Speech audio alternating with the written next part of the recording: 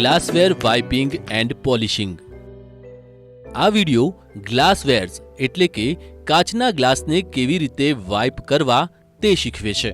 આના માટે જરૂરી સામગ્રી છે સ્વચ્છ ડીશ, સ્વચ્છ અને સૂકું વાઇપિંગ ક્લોથ, ગરમ પાણી અને વિનેગર।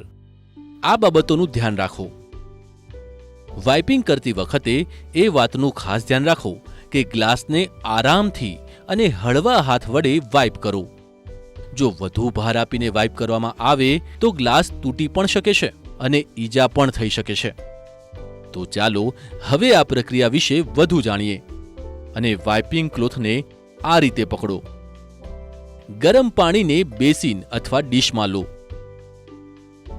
ત્યારબાદ વિનેગર નાખો, જેનાથી ગ્લાસ પરના પાણીના ડાઘ જતા રહે છે અને ગ્લાસમાં ચમક આવે છે। એક એક કરીને ગ્લાસને પાણીની અંદર મૂકો અને ગોળ ગોળ ફેરવો। ત્યારબાદ એક ગ્લાસને લો અને ધ્યાન રાખો કે બધું પાણી સારી રીતે નીતરી ગયું હોય। ગ્લાસને એના બેઝથી ડાબા હાથમાં વાઇપિંગ ક્લોથની મદદથી પકડો અને બીજા હાથથી વાઇપિંગ ક્લોથને ગ્લાસની અંદર નાખો। ત્યારબાદ ગ્લાસના બેઝને પકડો અને તેને ગોળ ગોળ ફેરવીને વાઇપ કરો। હળવા હાથે કરો, નહીતર ગ્લાસ તૂટી શકે છે। અંદરથી સાફ કર્યા બાદ ફરી એકવાર આ રીતે બહારથી પણ સાફ કરો।